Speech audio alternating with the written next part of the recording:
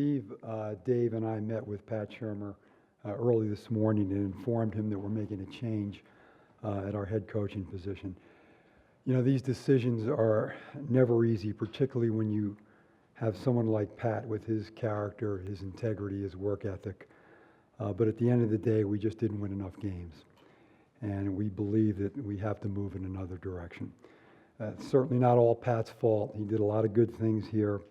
In particular, his role in selecting and training Daniel Jones. It's a difficult day when you have to do something like this. The first thing that I always think of is the effect that it has on so many good people and their families. But at the end of the day, it was a decision we just felt like we had to make going forward. In terms of Dave, I know you're going to ask me about that, but Steve and I decided to retain Dave and give him a chance to finish what he has started, which includes so many changes in this organization that people really don't know about. We've had a lot of turnover in our scouting area. We've completely changed our grading system in how we grade college players. We're deeper into analytics and technology than we've ever been before, and that process is ongoing. We've completely reorganized areas in our football operations. We've added a staff psychologist on a full-time basis, and we believe that it'd be a mistake to pull the plug on that after 2 years, particularly when you consider that Dave spent a good part of the first year fighting for his life. Personnel-wise, we've had some hits, we've had some misses, and we have a lot of young players who have shown some promise, but it remains to be seen whether they're going to develop into quality NFL players or not. The point I'm trying to make is it's not business as usual here at the Giants. We've made a lot of changes that you don't necessarily know about, and we felt like we need to give it a chance to see if it's going to succeed or not. All that being said, you know, we need to win more games. And Dave knows that, and that's going to be the challenge going forward. We're going to start the coach search immediately. I'm not going to comment on specific candidates, but we will inform you as people are being interviewed. With that, I'll take your questions. Did you feel, John, that you only needed to take one of the two prongs at the top here, just your coach and not your GM, even though the call from the fans was, can we do a complete overhaul? Well, I'm not sure that was the call from all the fans, but I understand, you know, the criticism that's out there, but I just explained why I think we need to give Dave a chance to finish the job. John, not much has gone right for this organization over the last 8 years, the one playoff year, but other than that. I'm painfully aware of that, yeah. How much blame do you deserve for that? It all starts at the top. So yes, you can criticize me all you want, and it would be warranted, because it all starts at the top. The success, the failures in the last 8 years have been pretty miserable. So I'll accept my share of blame for that. John, what specifically went into the decision to fire Pat Shurmur but retain Dave Gettleman, who built the roster that Shurmur was the coach, especially when you credit Shurmur with helping identify Jones and develop him? So yeah, well, like I said with Dave, I think we've had some hits and some misses. He's implemented so many changes within our organization. We just felt like at this stage to pull the plug on all that would not be the wise thing to do. I'm excited about what I see in the future for this team because of the young players we have, because of the changes that we're making. You know, with Pat, it just ends up being as much a gut instinct as anything else. I just felt like we weren't winning enough games. We weren't winning the games that we should have won, and we just need to go in a different direction. Were there specifics in game or philosophically with Shurmur that made you believe that he was more to blame than the guy getting the pieces and bringing in the personnel? Well, you know, that's a collaborative effort when you have a coach and a general manager. They worked very well together. They were in sync on all the personnel decisions that we made here, but I just felt like there were so many games that I felt like we should have won, and we just didn't get the job done. John, was there a push and pull with you and Steve about this, or were you guys, when you guys spoke, and was it today you spoke with, you know? I speak to Steve all the time, and we've been in lockstep on this all along. Our relationship, contrary to what I read the other day, has never been better. We communicate on these issues, any issues regarding the team, all the time, and this has been a conversation we've been having for at least the last few weeks anyway. So nobody had to convince somebody Absolutely not. That's absolutely false, no. John, Is there a chance that whoever the next coach is would influence or factor into Dave's role here, that the next coach would have some say over keeping Dave? He's not going to have any say over keeping Dave, but certainly I'm going to want somebody that's going to be able to work hand in hand with him. And Dave has, Dave and Pat's relationship has been terrific. They worked very well together. There was no personnel decision that has been made here in the last 2 years that Pat wasn't fully on board with. Are there any concerns that Dave's presence could have a negative impact on the pool of candidates? I know that's a perception that's out there, but I don't have that concern because I think once they meet him and get to know him, that will not be an issue. John, are you committed to maintaining the sort of power dynamic that you've had for a while here with the general manager in charge of personnel? And Yeah, I'm always willing to look at whatever's going to improve the team, and if I thought that there was somebody coming in here as a head coach who wanted a different role, if he could convince Steve and I that that would make sense for our organization, we would certainly consider that. Is Dave going to run the coaching search? Dave and I will be involved in the coaching search. Steve will be involved as well. John, John, considering how your past two what hires. if some of these candidates, you said you're confident they won't have a problem. What if they do? If they do, they do, Jordan. We're going to try to get the best candidates in here that we can, and we're going to try to convince them why this is a good job opportunity for them. We've got a terrific young quarterback. We've got a young roster. We're in the best cap space shape we've been in many years. There's a lot to this organization that I think would attract a lot of different candidates. John, your past two coaching hires obviously haven't worked out. Before that, it had been a long time since you guys brought in Tom, who obviously did work out. What do you say to the notion that there are questions about whether you guys are in tune with what it takes in the modern NFL to bring in a successful coach, given how the last two hires have gone? That's fair criticism. We've failed twice in a row now, and you have to keep working at it and try to find the right guy. That's all. And I'm not convinced that either the past two coaches couldn't have been successful over a longer period of time, but there comes a point in time where your patience runs out, and your gut tells you that you need to make a change, and that's what happened this time. John, you had specific criteria the last two coaching searches about who you were looking for, what you saw as the next head coach. Has that criteria changed a bit? If I recall, in the last two searches, you did not bring in any college head coaches or anyone with any coaching experience in the NFL. Will that expand to maybe include candidates such as those? There very well could be college candidates here, yeah, and I'm really looking for leadership. That's the big thing going forward. Somebody who can come in, take control of this roster, help build a culture that is going to lead to winning. Somebody that's going to help us, with our football reorganization that we're in the process of undergoing right now. We're looking for all those qualities from the next candidate. John, when you look at Dave's stay here as GM, how do you balance, if you do, his successes with analytics and things behind the scenes that you outlined, but the significant misses in free agency, if not a miss overall on a player, perhaps overpaying for others who haven't lived up to those contracts? Well, we could have differences of opinion about whether those were hits or misses. There definitely have been some misses, no question about it. I think that can happen to anybody. There were reasons for some of those personnel decisions. He does know that the batting average has got to increase going forward, though. What's your message to the fans, John, in terms of how long this process will take before you see a winning team on the field? Well, I'd like to think that we can start winning next year, Bruce. It's been too many years since we've had a winning team on the field, and nobody feels that more than Steve and myself.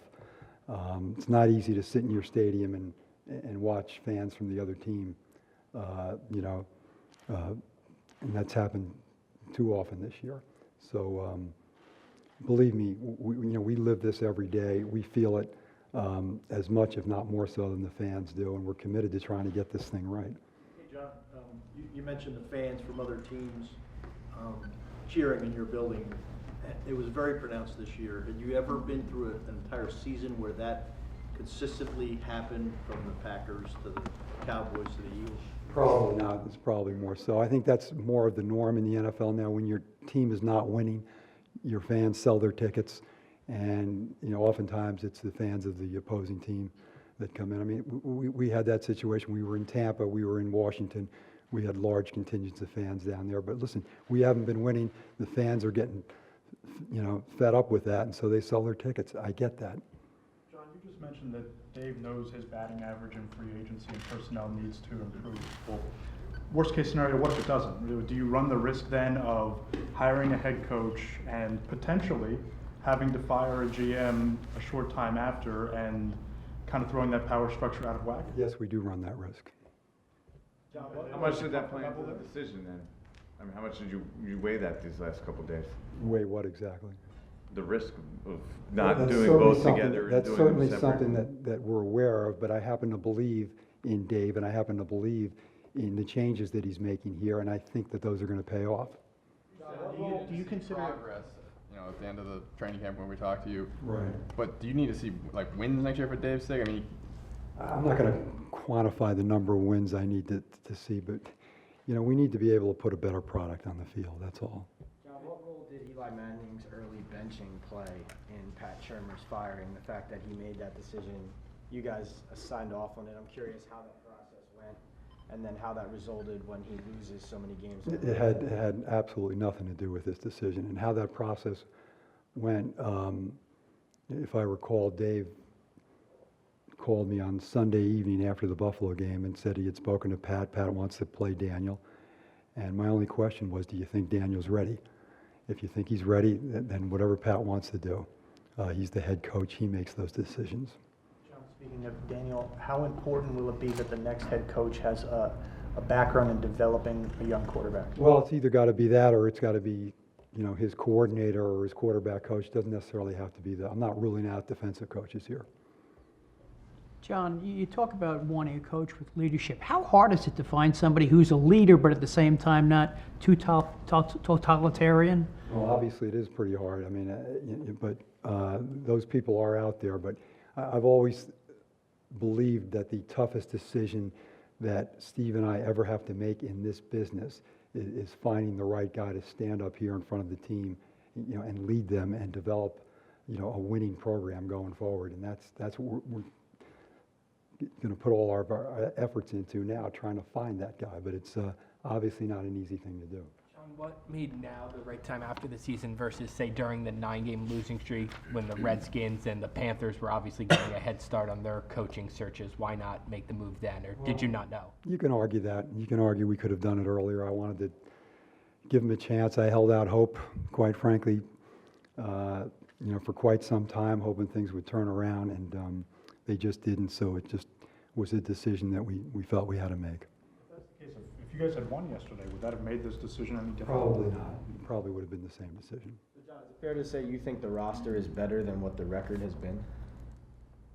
I think we could have won more games, yes. Now, you're playing a rookie quarterback, you're playing all those rookies on the back end on defense, you're going to have some problems. But again, we just at the end of the day didn't win enough games. Considering the state of the roster, I mean, you guys still are in a rebuild. How reasonable is it to expect this team to be a significant winner next year, a playoff contender? How reasonable is that, really? Well, I think we got the answer at quarterback. I think we have a lot of good young players. We just need them to take it to the next level, and hopefully the next coach will help them do that. They'll all be none of them will be rookies anymore. And again, we have a very good cap situation, and we're picking 4th in the draft. We should be better next year. John, after the spending in 2016, I do recall you saying that is not how you wanted to conduct business moving forward. But obviously, you've mentioned the cap space. So how do you walk that line with Dave in terms of? Yeah, it's a tough line to walk. I mean, 2016, it paid off in that first year. Afterwards, not so much. The key is still the draft. You have to make good draft picks, and you have to supplement that with making wise decisions in free agency. And you can't think that you're going to fix all your problems in free agency. It just doesn't work. John, given that you said that you admitted that the last 2 you didn't get right, what is your confidence level going into this search that you will get it right? I think there are some very attractive candidates out here who will have interest in this job, And, you know, I believe we will get it right this time. Are you bringing in anybody outside to advise? Ernie obviously is the name that comes to mind. No, I don't think so. Is Ernie gonna be part of the process again? No, I don't think so. I mean, I talk to him all the time, but he's not going to be a part of the process. There's been some talk before this that there might be some friction between you two on what direction you saw this team going. Was there any of that? There was no friction. John and I have been partners going on 15 years. As you know, the Giants, the ownership is unique. It's the only team with 2 equal partners.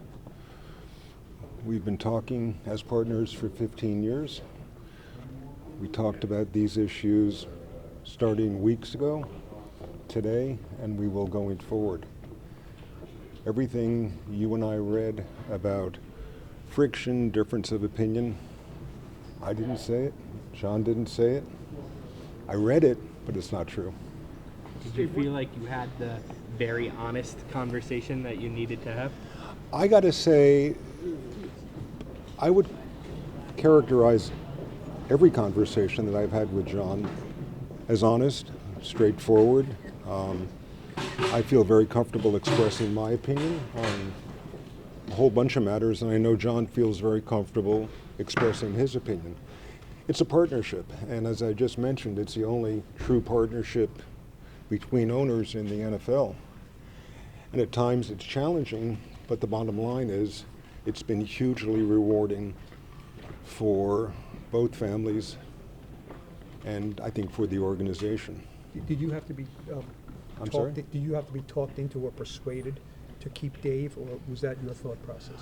No, it was part of a process. I mean, you know, at the risk of repeating myself, John and I have a very, very good dialogue constantly. You know, when I'm not here in the building, we speak 3 or 4 times a week. Home games, away games, we're constantly speaking, sitting with each other. So to say that there's any issues with our communication is a total mischaracterization. What are you looking for? What qualities do you want in your next head coach? Leadership, an ability to put together a great staff, an ability to really work with the players, the rookies. I think it's really important that the next head coach has to have a point of view, a very strong point of view, and he will be supported by ownership. Steve, how hard is it to balance being patient with letting the process pay out? I think patience is a virtue. I'm not the first person to say that, but at times I think patience, you know, can be tested.